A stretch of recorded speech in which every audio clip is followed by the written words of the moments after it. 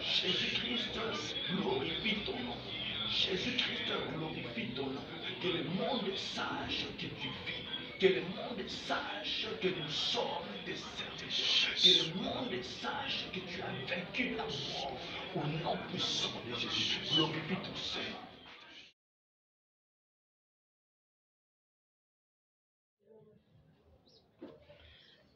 Shalom, shalom peuple de Dieu. Je m'appelle Nick Kalunda. Je suis dans la ville de Kinshasa, précisément dans la commune de Massina. Massina, son fils. Je voulais partager mon témoignage avec vous par rapport à ce que le Seigneur a fait pour moi. Il m'a donné la guérison. Je étais malade depuis le début du mois de juillet. J'ai fait un mois à la maison, un mois et demi plutôt à la maison, sans devoir marcher, ni bouger, ni faire même de petits mouvements là. Je ne pouvais pas, donc je n'arrivais pas à faire, à me soulager, même à me laver. Je n'arrivais même pas à faire même de petits besoins, donc je n'arrivais pas. C'est pour ça que je voulais partager mon témoignage avec vous sur cette vidéo. Alors, comme je viens de vous dire, j'avais fait un mois et demi sans avoir marché, ni bouger, ni faire quelque chose. On ne me lavait même pas, donc je me soulageais là où je suis. Donc j'étais allongée dans ma chambre, sur mon lit, tout le un mois et demi là. Mais au début on m'avait dit que c'est les nerfs sciatiques, mais à un niveau, le traitement vraiment avait changé. Puis il y avait aussi un changement vraiment. Au début, c'était le début du mois de juillet, comme je viens de vous dire.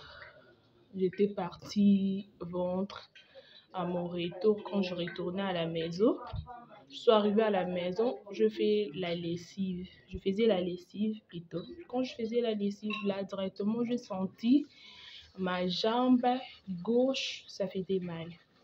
Donc, du genre comme que moi, si j'avais une crampe qui me faisait vraiment très mal. Ça me faisait vraiment mal. Ça me faisait très mal. J'ai appelé ma mère. J'ai expliqué à ma mère que voilà, ma jambe gauche, ça me fait mal. Elle m'a amené à l'hôpital. Et puis à l'hôpital, là-bas, on m'avait donné des calmants. Quand on est rentré, je pris des calmants. Ça s'est calmé un peu. Un tout petit peu seulement, ça s'est calmé. Et puis, je suis dormie. Le lendemain matin, maintenant, quand je me suis réveillée, ça faisait toujours mal. Donc, la douleur continuait toujours. Et ma mère me donnait toujours des calmants. Ma mère me donnait toujours le calmant qu'on m'avait remis à l'hôpital. Après, tellement que la douleur continuait qui me casse, et ma maman avait vu que tellement que la douleur était plus grave, elle a appelé un docteur. Ma mère a vu que la situation s'était aggravée, elle a fait appel à un médecin qui traite les maladies physiques. Encore le kinésithérapeute. Il a appelé. Maintenant, quand il a appelé le kinésithérapeute là, il est venu. Quand il est venu à la maison, il nous a dit que c'est les nerfs sciatiques. Comme j'avais dit au début, il m'a dit que c'est les nerfs sciatiques qui me dérangeaient. Puis il a commencé à me faire des kinés, à me faire des kinés. Chaque jour, on me faisait des kinés, mais il n'y avait pas vraiment de changement. Sur ma colonne vertébrale, ça me faisait très mal. Mais maintenant, ça a arrivé que tellement que la douleur était plus grave sur ma colonne vertébrale. Malgré il me faisait des kinés, ça ne marchait pas. Il nous a directement envoyé à l'hôpital pour faire la radio. Mais maintenant, quand il nous a fait les bons pour faire la radio, quand on est arrivé à l'hôpital, on a fait la radio, on est retourné. Puis le lendemain matin, ma sœur est partie pour prendre des résultats. Les résultats étaient négatifs. Donc, il n'y avait pas la maladie, tandis que moi, je souffrais, je ne marchais pas. Donc, je ne faisais vraiment rien. Mais il y avait la maladie, mais dans la radio, les résultats étaient négatifs, comme je viens de vous dire. Les résultats étaient négatifs. Lui, il continue toujours de me donner, de me faire des kinés. Chaque jour, il me faisait des kinés. Puis, je prenais des calmants, de Vicks, des bombes de nerfs là, et puis quelques calmants qu'il m'avait prescrits. Donc, je prenais des calmants. Si je prends des calmants, ça se calme pour 20 minutes. Et après le 20 minutes, là, la douleur recommence encore à zéro. Plus grave même vous pouvez imaginer. Donc, ça faisait vraiment très mal. J'avais fait un mois de vie, comme je vous ai dit là, sans avoir fermé même l'œil.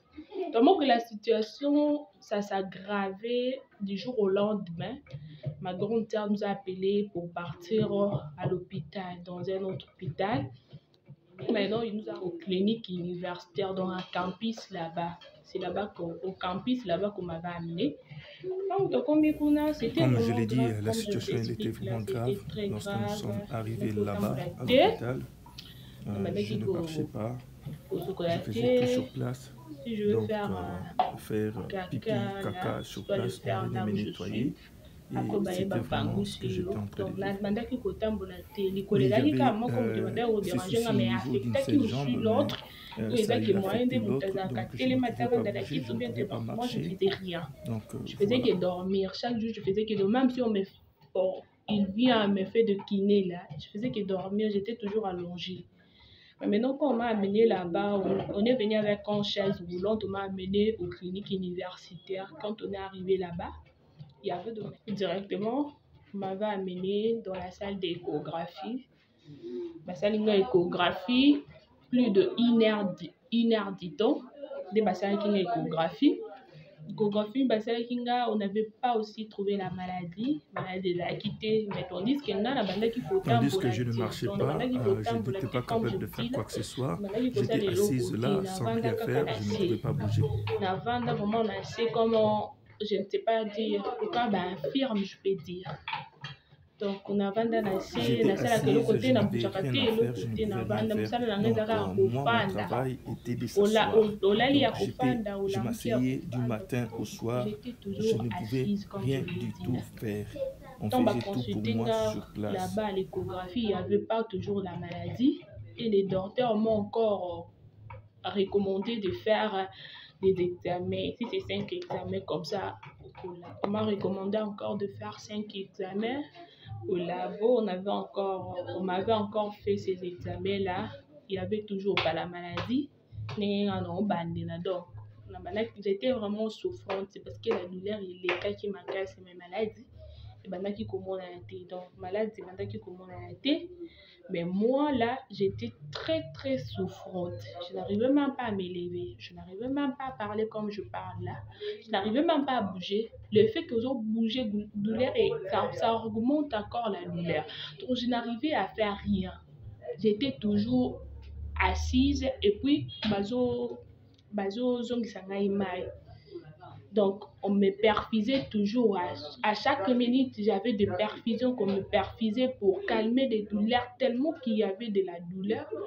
On faisait que me perfuser à chaque minute. Après 30 minutes, on doit me perfuser. Lorsque le médecin constatait qu'il y avait pas de maladie, dans la radio, il n'y avait pas la maladie.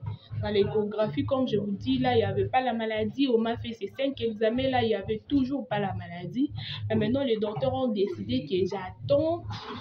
Alors, les médecins avaient décidé que j'attende le spécialiste. Et moi, je m'étais dit que j'ai toujours entendu parler qu'il y a des fois que les médecins arrivent au bout de leur intelligence, au bout de leur savoir.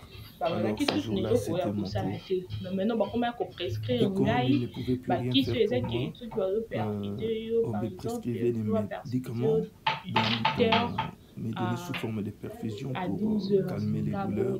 Donc c'était de 18h à midi le lendemain.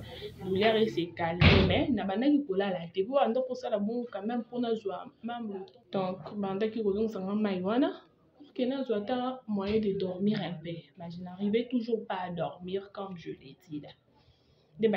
On m'a dit non que je dois attendre des spécialistes. C'était les dimanches. Le mardi qu'on m'avait dit, c'est parce que tu as une clinique le dimanche, mardi, non, que je dois attendre des spécialistes. Mercredi, ce qui mercredi, c'était jeudi, mais je dois attendre. J'étais très souffrante.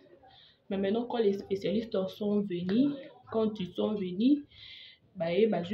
dans la chaise roulante, comme je vous l'ai dit. On m'a encore amené chez les spécialistes. Quand je suis arrivée là-bas, les spécialistes m'ont encore consulté. Il n'y avait toujours pas de la maladie. Mais j'étais très souffrante, je peux vous le dire. Donc, je ne sais pas comment comment expliquer ma souffrance, mais j'étais très souffrante. Malgré que les spécialistes étaient venus pour me consulter, ils m'ont consulté, comme je vous l'ai dit, là, ils m'ont consulté. Après avoir me consulté, les résultats étaient sortis et on a envoyé mes résultats chez les docteurs. Quand on a envoyé mes résultats chez les docteurs, il n'y avait toujours pas de la maladie, comme je vous l'ai dit là. Mais moi, j'étais très souffrante. Maintenant, côté le matin, donc je n'arrivais même pas à bouger. Je ne bougeais pas. Et c'est avant qu'on parte avec toi, qu'on t'amène dans une salle, dans une salle plutôt, des examens. Et c'est 4 docteurs. On avait besoin de 4 personnes pour nous soulever, pour être en mesure d'aller dans la salle où je pouvais faire les examens. Donc, c'est ce que quand ils m'ont consulté, ils ont vu qu'il n'y avait pas la maladie. Et les spécialistes ont dit qu'on doit devoir m'amener à CNPP chez les psychologues, je peux dire, pour aller consulter. Peut-être je souffre là-bas à l'intérieur de mon cerveau, je souffre, peut-être j'avais reçu un choc, peut-être. Mais c'était là, j'étais bien. Je me rappelle, je n'avais même pas de choc, mais on m'a renvoyé chez des psychologues pour regarder si j'avais reçu un choc comme ça. On t'a fait sortir. Et quand on est rentré, on a dit qu'on doit devoir me perfuser encore pour diminuer, pour calmer la douleur, comme je vous l'ai dit là. Quand on me perfusait directement, le pasteur Louvain était là. Il était venu prier pour une maman qui était à côté de moi. Elle l'avait reçu. Le pasteur Louvain était là pour prier pour la maman. Quand il a fini pour prier pour la maman, directement il s'est retourné et puis il m'a vu. Quand il m'a vu, il m'a posé la question, ça va? Je lui ai dit, ça ne va pas. Il m'a dit, pourquoi ça ne va pas? Ma soeur, j'étais avec ma soeur lui a expliqué, c'est parce que je n'arrivais pas à parler. Ma soeur lui a expliqué, m'a dit, vous avez passé des examens, mais il n'y a pas la maladie. Donc ta maladie est spirituelle. Disons, ta maladie est spirituelle, c'est parce que tu as fait des examens, mais on n'a pas trouvé la maladie. Tu as passé dans des hôpitaux, il n'y a pas la maladie. Tu as fait la radio, il n'y a pas la maladie. Tu as fait l'échographie, il n'y a pas la maladie. Tu as fait des examens. Tu te vis même avec des spécialistes et il n'y a pas toujours la maladie. Donc, cela veut dire que ta maladie est spirituelle. Mais le Seigneur m'a dit qu'il t'a sauvé. Moi, je pleurais, je vous dis. J'avais de larmes aux yeux, je pleurais comme je vous dis là. Il m'a posé la question, tu as mal où? Je lui ai dit, non, j'ai mal sur ma colonne vertébrale et puis sur le genou, j'ai vraiment très mal sur ma jambe gauche. Je n'arrive pas à marcher. Il m'a dit, tu n'arrives pas à marcher. Mais est-ce que tu as la foi en Jésus? Je lui ai dit, oui, j'ai la foi en Jésus. Il m'a posé la question, tu pries où? Je lui ai dit, non, je prie à la résurrection. Il m'a dit, qu'est-ce que tu fais? Je lui ai dit que non, je suis dans l'intercession, comme je vous l'ai dit là. Après, il m'a dit, est-ce que tu as la foi en Jésus-Christ? Je lui ai dit, oui, j'ai la foi en Jésus-Christ. Est-ce que tu espères que Jésus-Christ peut te guérir? Je lui avais dit oui, que j'espère que Jésus-Christ peut me guérir. Si tu as la foi, maintenant mets ta foi à place, on va prier et tu vas marcher. Si tu marches directement, tu sors de l'hôpital. Je pleurais à ce temps-là, je vous dis. Il m'a dit qu'on ferme les yeux, on va prier. Et il a commencé à prier pour moi, il priait pour moi. Il m'a dit, lève-toi. Il m'a dit, mets ta foi et puis lève-toi. Il m'a tenu dans la main gauche. C'est parce qu'il était du côté gauche. Il m'a tenu dans la main gauche. Il m'a soulevé. Donc j'avais fait, comme je vous dis là, j'avais fait 1 mois et demi que je n'arrivais pas à marcher. Je ne marchais pas. Je ne faisais même pas de mouvement. Et pour faire un mouvement, il fallait 4 personnes pour me soulever, me poser sur une chaise et on prenait cette chaise, qu'on déplaçait, qu'on allait avec jusque là où se trouvait le véhicule et on me faisait entrer à l'intérieur et c'était comme ça. Moi, c'était juste comme ça. Lui, il m'a tenu dans la main gauche. Quand il m'a tenu dans la main gauche, il m'a soulevé. Quand il m'a soulevé, j'avais senti que j'avais très mal. Il m'a dit, mets ta foi. Mais ta foi, tu es guéri, c'est parce que moi, le Seigneur m'a dit que tu es guéri. J'avais vraiment mis ma foi. Il m'a dit, je n'ai ni or, je n'ai ni argent pour te donner, mais je te donne Jésus. Et Jésus te donne la guérison. Et puis, je me suis levée, j'étais debout. Quand j'étais debout, il m'a dit, tu as la foi. Allez, jette un pas. J'avais fait 1 mois et demi sans avoir marché. Il m'a dit, jette un pas, tu dois jeter un pas et tu feras le 2e pas, tu feras le 3e pas et puis tu marcheras. J'avais mis ma foi aussi. J'ai jeté de pas comme je vous l'ai dit là, j'avais marché un peu. J'avais marché. À un moment, la douleur avait augmenté, il m'a tenu, il m'a mis et comme j'avais très mal, il m'a dit de m'asseoir sur mon lit. Il m'a dit, garde ta foi, Jésus-Christ, c'est parce que tu es guéri. Et le lendemain, j'étais sorti de l'hôpital. On est arrivé à la maison, je lui ai appelé, je lui ai dit non, je l'ai appelé pour l'informer qu'on nous avait fait sortir de l'hôpital. On ne peut pas rester là, on doit sortir. Il m'a dit, toi garde toujours ta foi à Jésus que tu marcheras. Il m'a demandé, on nous a renvoyé à CNPP, il faut que j'ai dit la CNPP. Il m'a dit, toi garde ta foi. Après son appel, je me suis révoltée directement. J'ai dit à ma famille que je n'irai nulle part, je suis déjà guérie, donc je vais marcher. Directement le soir, je me suis encore mis, comme je viens de le dire, je me suis révoltée après son appel. J'ai dit à ma famille que je n'irai nulle part, je suis déjà guérie. Les soirs, je prie les sauts, je suis partie me laver, puis quand je me suis réveillée, je suis dormie. Ça fait, et ça là qui 1 mois et demi, donc j'avais fait 1 mois et demi comme je vous dis. J'avais fait plus d'1 mois et demi, je n'arrivais pas à fermer l'œil, après notre rencontre avec le pasteur Louvain, mais depuis notre rencontre avec le pasteur Louvain, à mon retour à la maison, je pus fermer l'œil et dormir. Je fais un pas.